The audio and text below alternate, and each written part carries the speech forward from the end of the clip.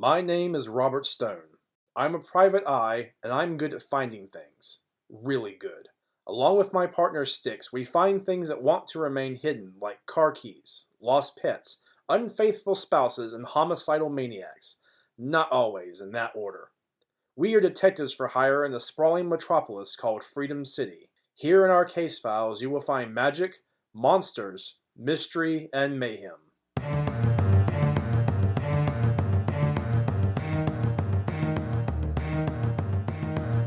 Manic Mysteries, featuring the voice talents of Jason Allen, Corey and Wendy Teitzma, Kevin Meese, Jonathan Hutchinson, Melissa and Jennifer Baldwin, and Sean Cashman. The Case of the Suitor with One Blue Shoe. Love is a fickle mistress.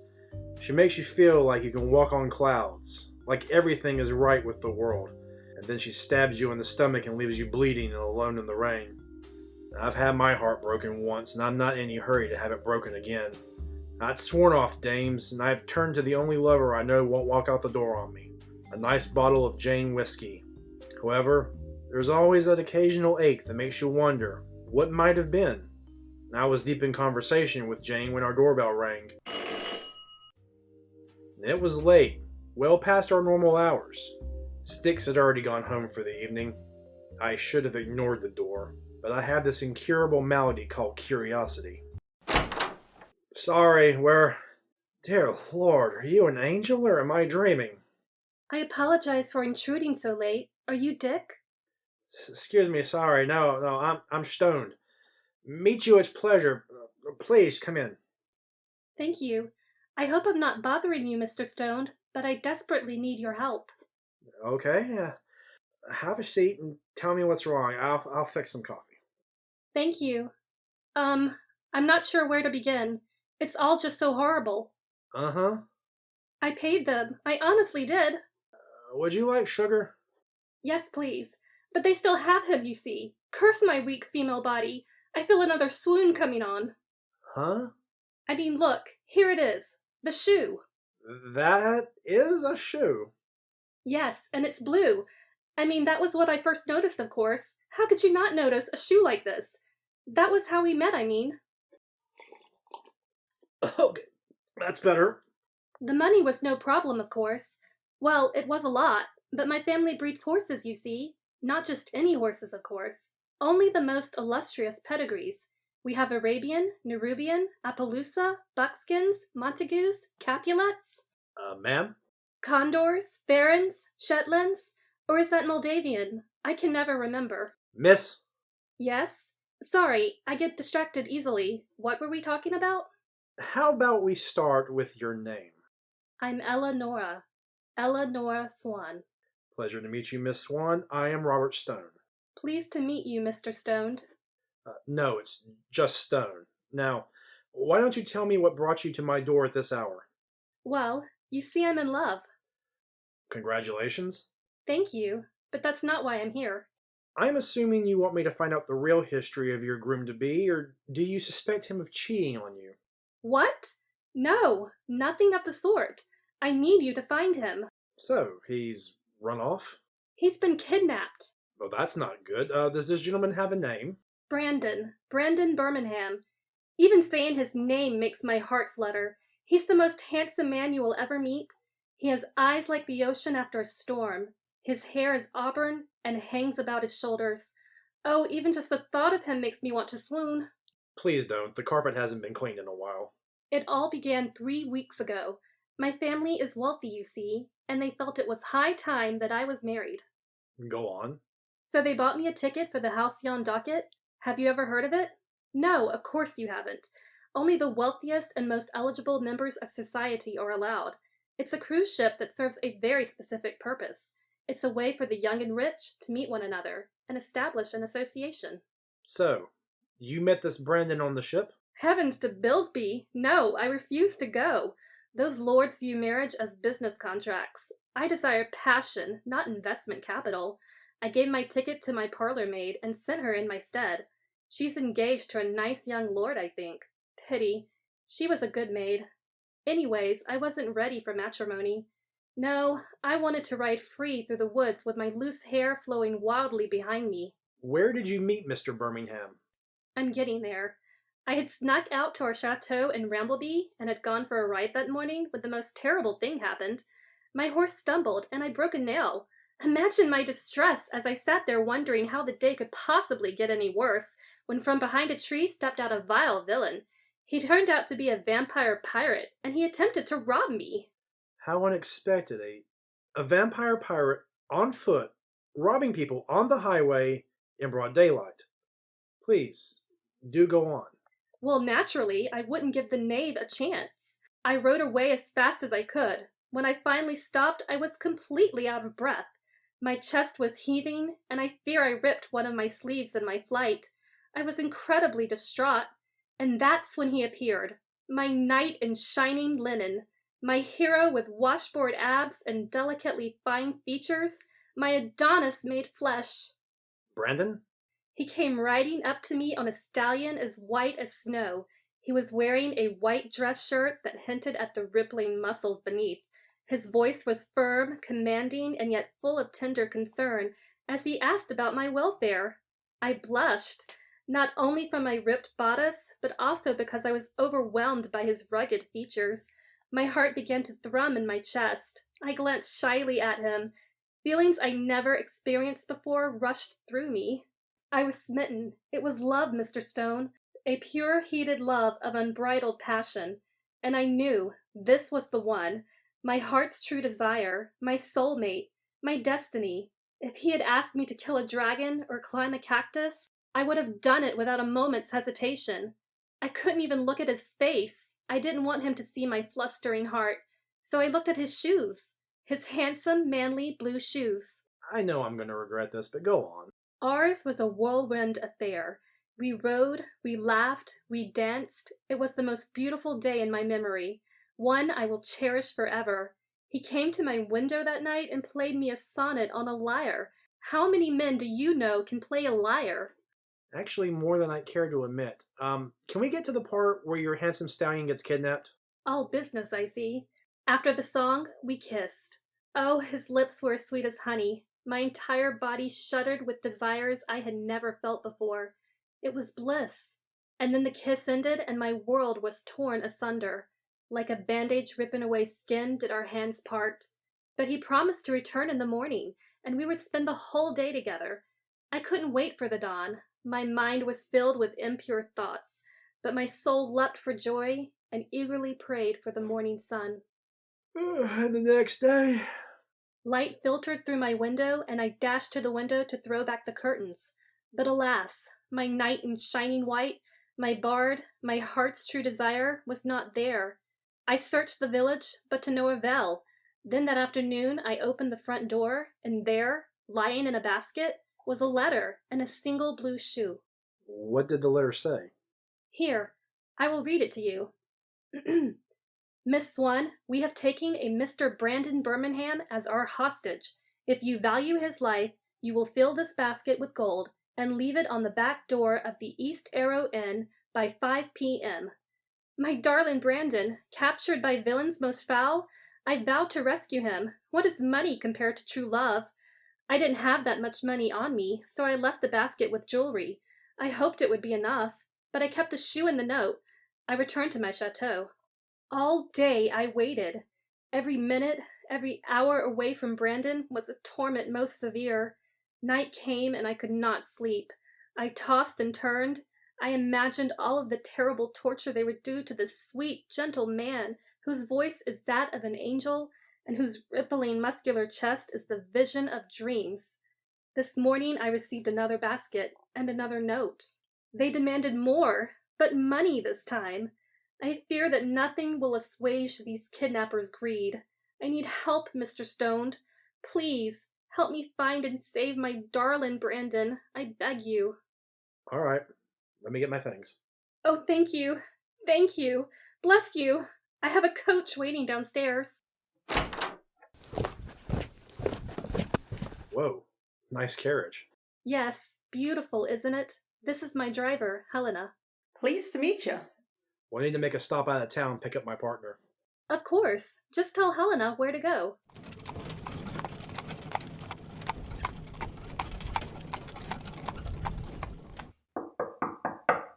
I'm coming. Hi, Robert. Who died? No one yet. This is just a missing person case. Who's the canary? A lyre-playing, horse-riding Casanova with rippling abs, shoulder-length brown hair, and apparently dreamy blue eyes. Ugh, sounds like a bad fanfic. 14 hours. You should have waited until I said where we were going. I say 24. What? It's a simple kiss and skip. He's probably at the docks. Doubtful. We're heading for the country, old chap. What? Bingo crackers. Can I revise my time? Too late.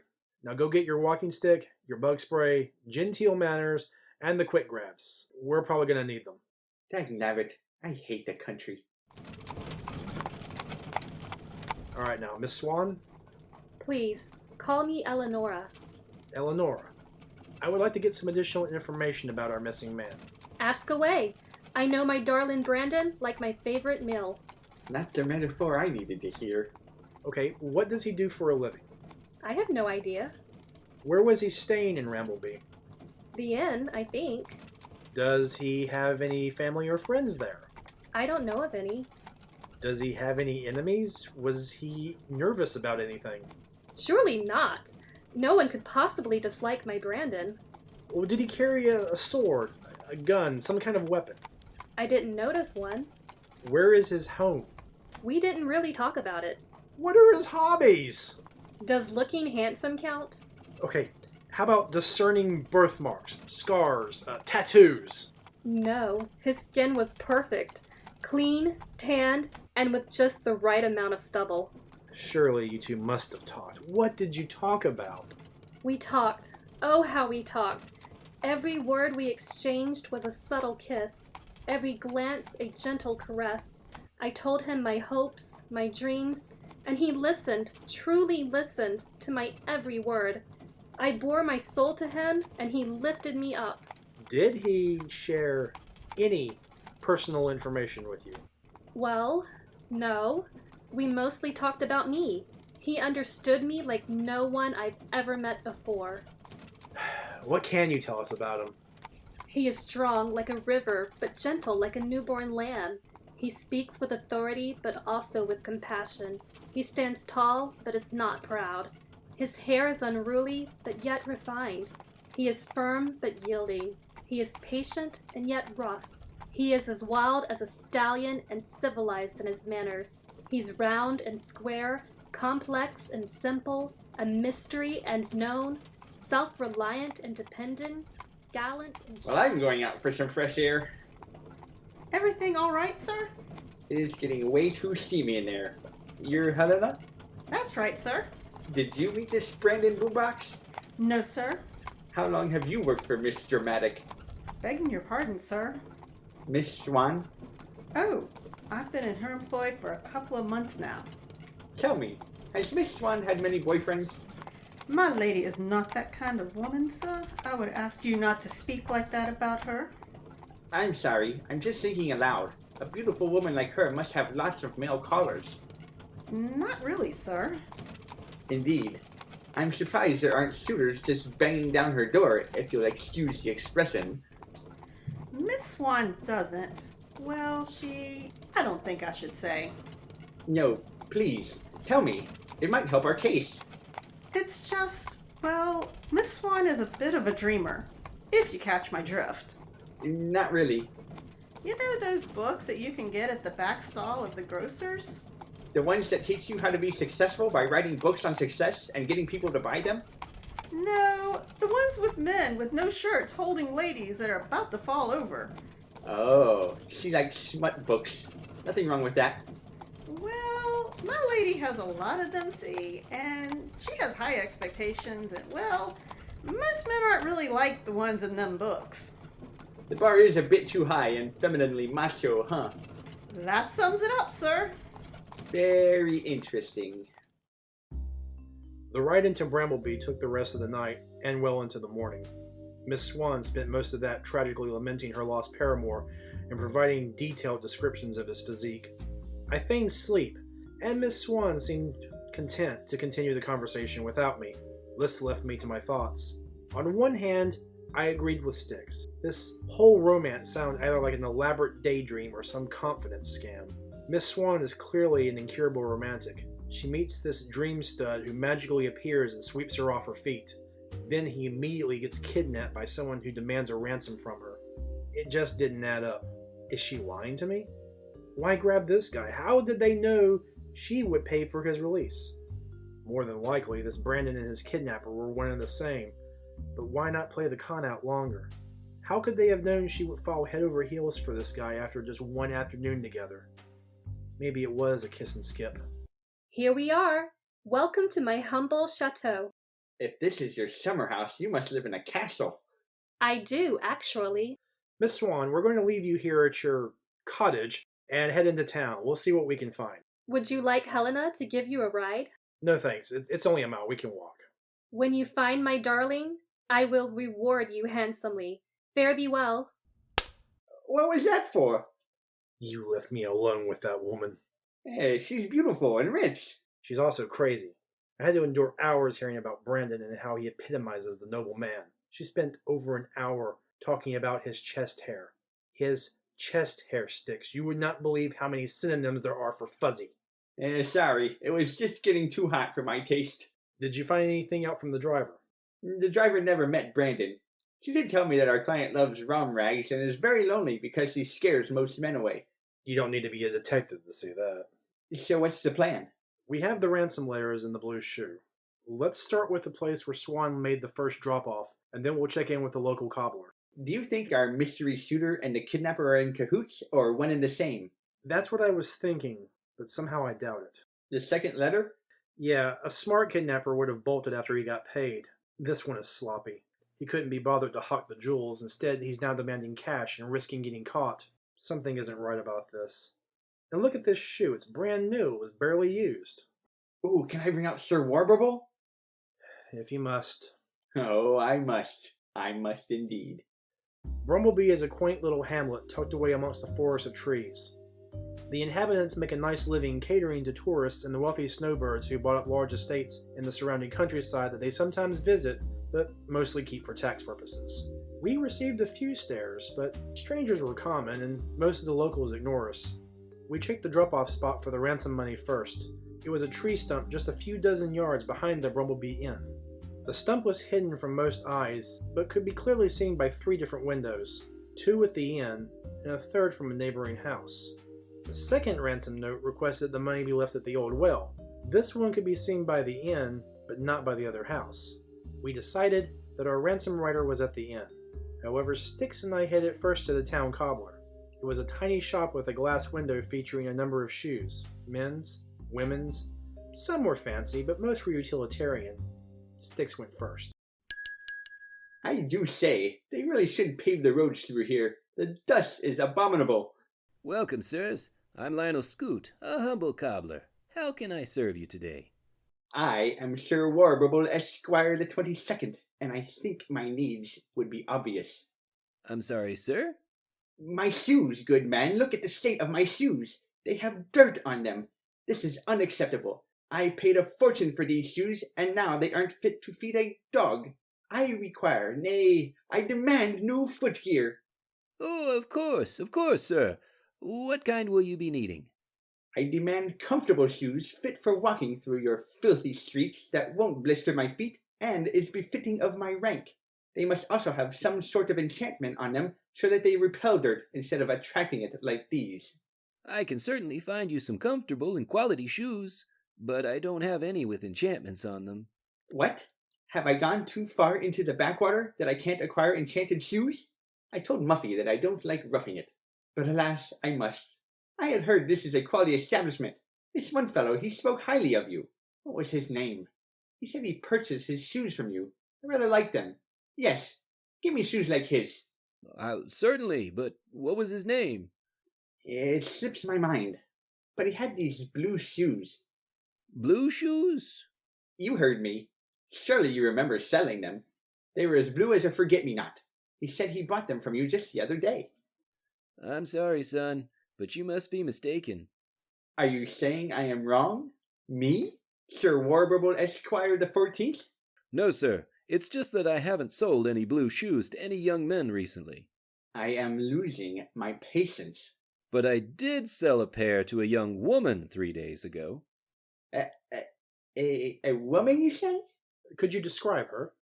Not really. She had a cloak on. I didn't really see her face. I could tell it was a woman by her voice and her feet. Her feet? She wanted a man's shoes, but women have different feet. It's not just size, it's shape. Women have a shorter arch and a wider forefoot. The blue shoes were the only men's style shoe that I had that could fit her. Perhaps she bought it for a man and it was for him that you spoke? Perhaps. All right, you are forgiven. Come, Patsy, we are done here. But your shoes, sir. I have changed my mind. I will suffer these. I may return, though, and if I do, I will expect you to have found a proper boot enchanter. Nicely done. The plot thickens. Shall we head to the inn? Yes, but I get the next one. Aw, fine.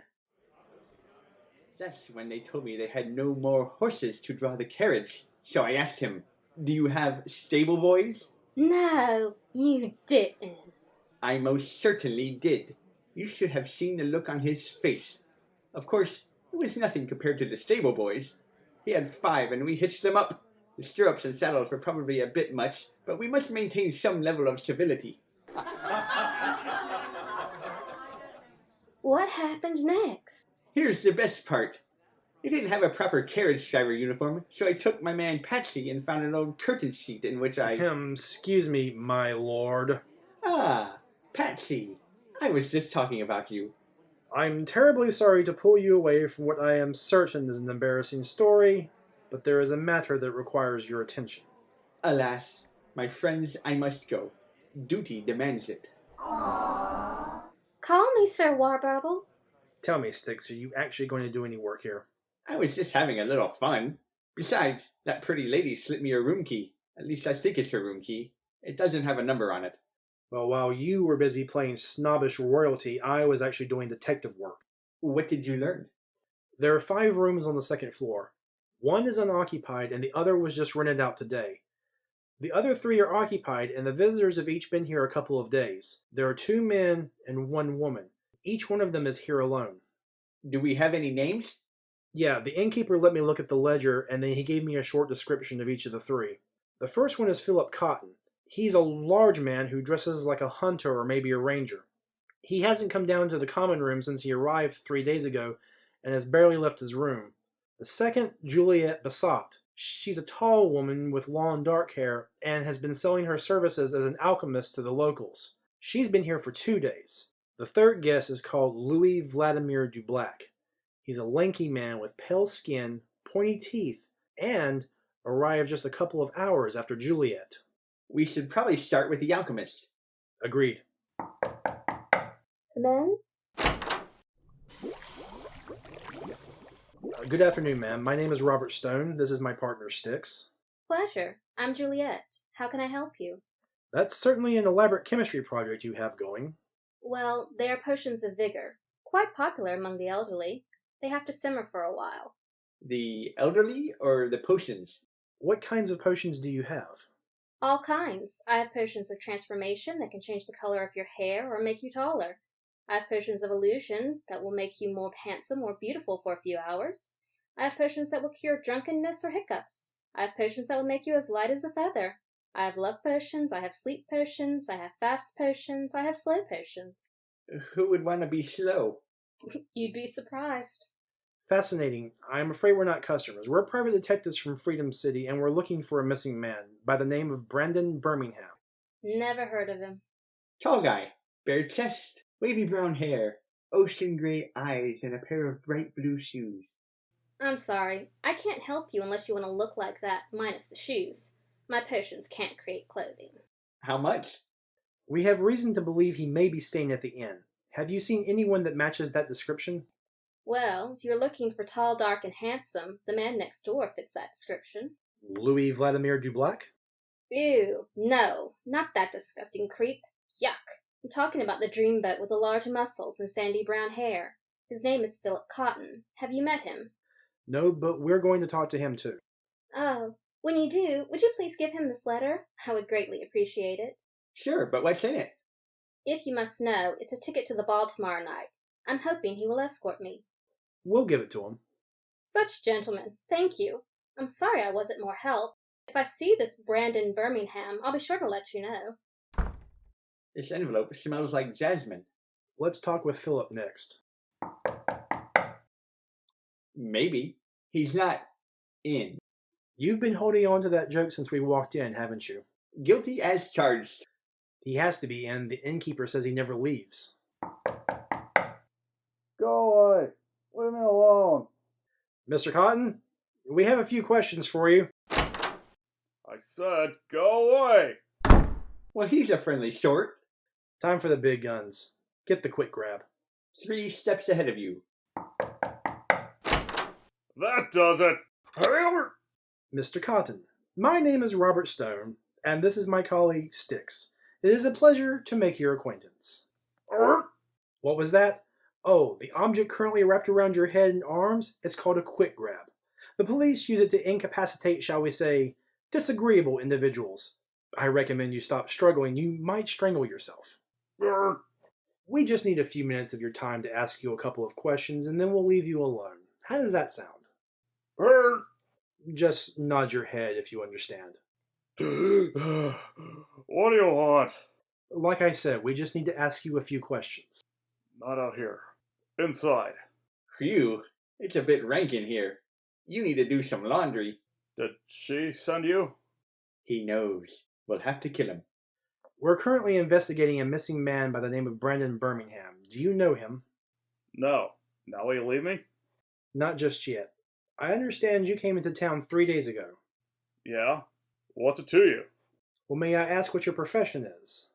None of your business. Can I use the quick grab again? No, fine. I'm a hunter, okay? And what's your business here in Bramblebee? Just passing through. A likely story. What kind of hunter spends 3 days hiding in a hotel room? I just wanted to get away from the The forest? Yeah, sure. The forest. I see, but why are your windows covered up with boards? I don't like the sun. Are you a vampire? What? No! Thank you, Mr. Cotton. I think we've taken enough of your time. Before we go, the young lady next door asked us to give you this. Keep it away from me! It's just an envelope. It's probably coated in some sort of poison. As far as we know, it's just a ball invitation. I can't take it anymore. Why won't she just leave me alone? Please, I need help. That much is clear. What seems to be the problem, Mr. Cotton? It's that woman, Juliet. She's been following me for months. She won't leave me alone. She keeps trying to give me potions. I just want to live in the woods and hunt. That's it. I tried telling her that I don't like her, but she won't believe me. I keep running, but every time I think I've lost her, there she is. Please, I'm going mad here. Styx. Is there anything on that envelope? Give me a few minutes. Do you know why she's stalking you? She keeps saying she's my destiny. I don't even know what that means. Is that why you've boarded up your windows and refused to leave your room? Yes. Why not just go to the police? I tried. They just laughed at me. Styx, you find anything? Yep, there it is. A 2-part love potion under the envelope lip. Dang it. I got it all over my hands. 2-part? Yeah, love potions are tricky, so they are usually broken into 2 parts. By themselves, they are harmless, but combined together and you fall in love with the first person you see. So you give your target the first part and then smear the second part on your hands or lips. Then you just have to touch them, and boom, instant love. Without the risk of them falling for the wrong person or you accidentally taking it yourself. How long has this been going on for? Months. All right, Mr. Cotton, we'll see what we can do to help you, but just stay in your room and don't eat or drink anything you didn't prepare yourself. Thank you. So far, we've got a stalker and a paranoid hunter. I can't wait to see what's behind door number 3. We shall soon find out. Yes, Are you Louis Vladimir Dublac? I am, and who might you be? We'd like to ask you some questions. May we come inside? No, I'm sorry, but I am embarrassed by the mess. We can talk in the hall. We're trying to find a man named Brandon Birmingham. Ever heard of him? No, never. He's about 6 foot something, very dreamy. missing a blue shoe. A blue shoe, you say? I don't know anything about that. Would it be correct in saying you arrived about 2 days ago? That is correct. What's your business here in Bramblebee? That is my business, and mine alone. Why are you dressed like that? Like what? Well, we're in the middle of the country, but you are wearing navel breeches and a bandana. Ah, that is because I am a pirate. Tell me, where's your ship? Back at the ocean. I'm on holiday. And what's with the fangs? I am a vampire pirate. It's the middle of the day. Shouldn't you be sleeping in a coffin somewhere? I am a special type of vampire. When the sun shines behind me, I merely look more fabulous. Your teeth look like they were glued on. I tire of this conversation. I have told you what I know. If there is nothing else, then goodbye. Oh man, he's awesome. Can we keep him? I honestly don't think our office allows pets. Did you happen to notice how uncomfortable he became when you mentioned the blue shoe? I also noticed his eyes flick toward Juliet's room when you asked him his business. I don't think Mr. Black is being entirely honest with us. I don't think he's being honest with himself either. Let's return to Miss Swan with what we found. What do you make of this mystery, Styx? If Brandon is as handsome as Miss Swan makes him out to be, then someone here would have seen him, unless he didn't stay at the inn, which is unlikely. Your conclusion? We are chasing an illusion. Agreed. Now, the question is whether the person behind Mr. Birmingham was involved in the plot or the victim of it. Oh, look who it is. Hello, Helena! Hello, sirs. I've just come into town to pick up some more smelling salts. It seems my lady has come down with a case of random swooning. Indeed. Well, could we trouble you for a ride back to the chateau? I think we've found out everything we can for now. Climb aboard. Yeah.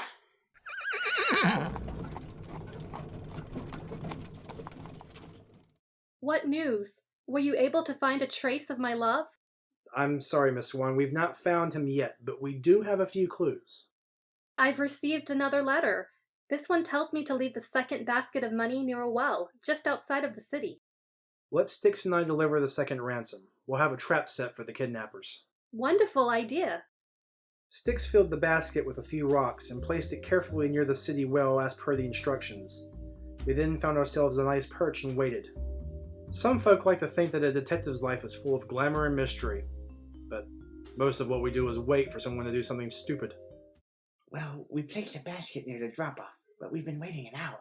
Do you think we scared them off? It's possible. Shh, wait. Someone's coming.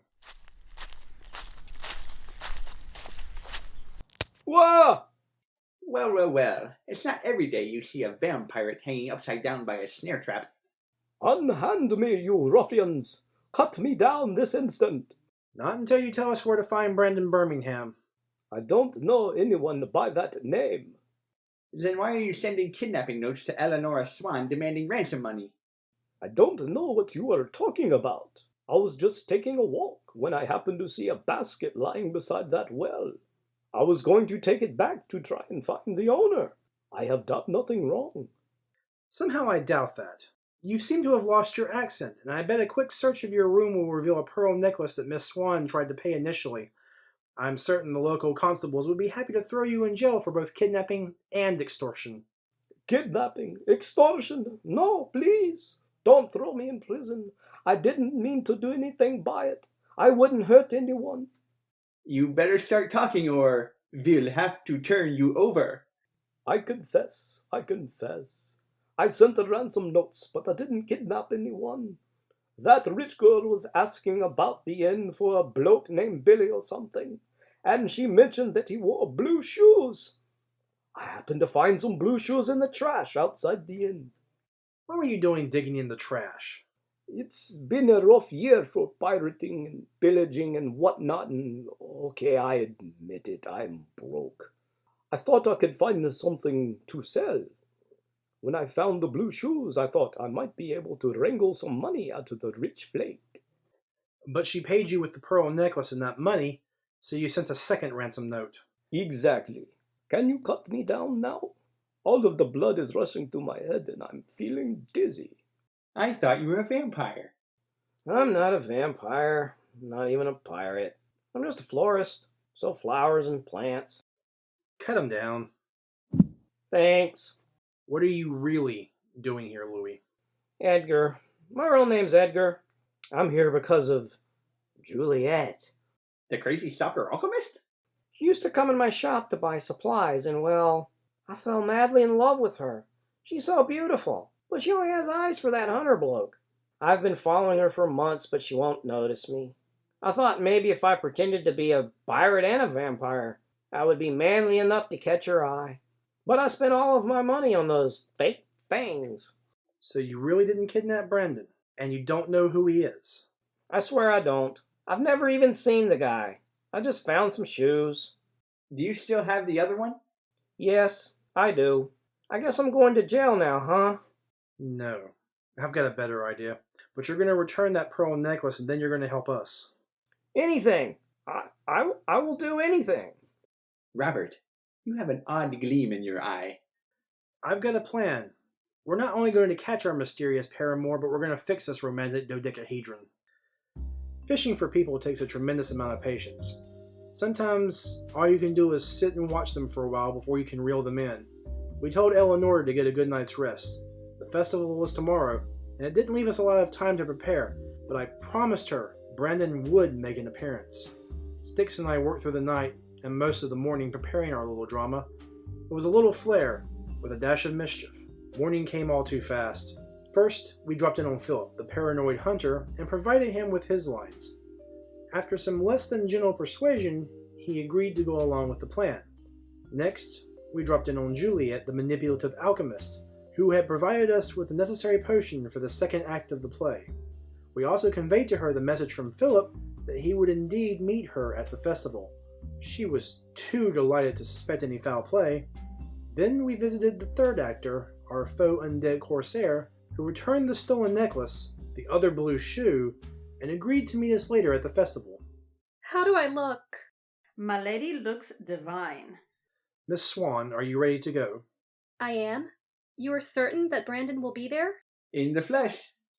I am so excited. I'm all aflutter. Do you think he will dance with me? Madam, he would be a fool not to. Then let us depart.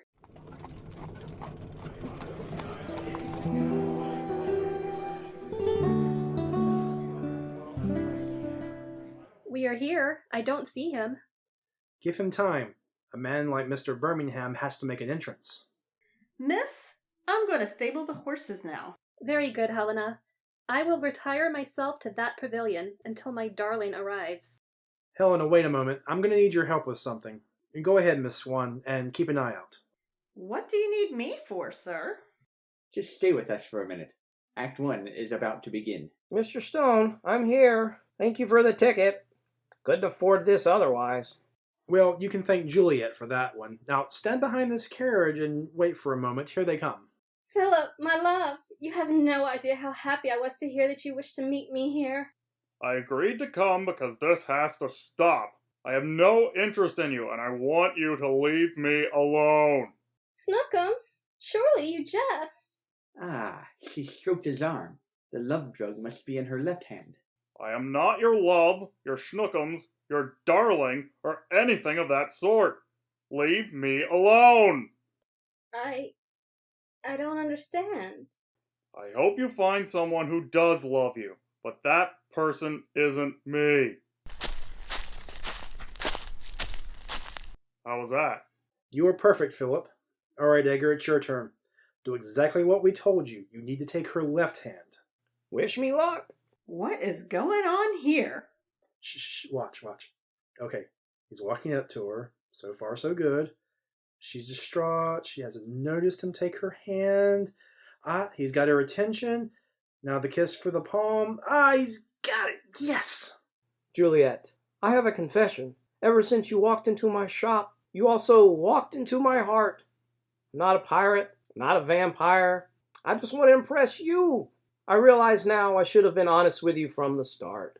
You're the most beautiful woman I have ever met. Can I join you for this festival? Mr. Black? I would love to. Did it work? Like a charm, Philip. We reversed the love potion using the second part on the envelope. Miss Besot is now under the influence of her own love potion. She's been enchanted with a love potion? That's crazy. It's a milder version. She's only enamored. Her emotions are amplified. It will wear off in a few hours, so if she's had a good time with Black, then anything she feels afterwards will be genuine. If not, he at least got the chance to ask her out. The hurt from being rejected by Philip will leave a really nasty memory, so hopefully she'll cease stalking him. I can't thank you enough. We're happy to help. You think you could get this carriage into the stable for us before you leave? Absolutely. And if you ever need a hunter, you can call on me. Wait a minute. I still don't understand what you need from me, sir. I think that would be fairly obvious, Mr. Birmingham. You must be mistaken, sir. I'm just Helena. So how does a perfect man of charm and good looks appear to a single woman, say just the right things to spark her interest, and then suddenly disappear without anyone else seeing him or even knowing his name? When he's a figment of someone's imagination. But I couldn't possibly pretend to be a man. Helena, you purchased an illusion potion from Juliet the alchemist. It turns you into the perfect manly specimen. You could borrow a horse from your mistress's stable. She has so many, I doubt anyone would notice. You were able to cobble together a simple manly outfit using material at hand, but there was a problem. You didn't have any manly shoes. So you went to the cobbler, but your feet are small, and illusions don't really change your size. And the only shoes they had were these. The blue shoes? Correct. You threw them away behind the inn, but a destitute florist cosplaying as a vampiric bandit happened to find them. So you drank a potion and became Brandon Birmingham. You know exactly what your mistress wanted in a man, so you pretended to be one of the characters from her favorite novels. The question, Helena, is why? Why did you become Brandon for a day, and then let your mistress think that he had been kidnapped? I didn't mean nothing by it. She's just so lonely. What she wants doesn't exist. Men like that are only in books. Real men are, well, you know how real men are. Only too well. I just wanted her to be happy, even if it was just for a day. I thought about telling her the truth, but I didn't think she'd believe me. Yeah, you're probably right. She's in a world all her own.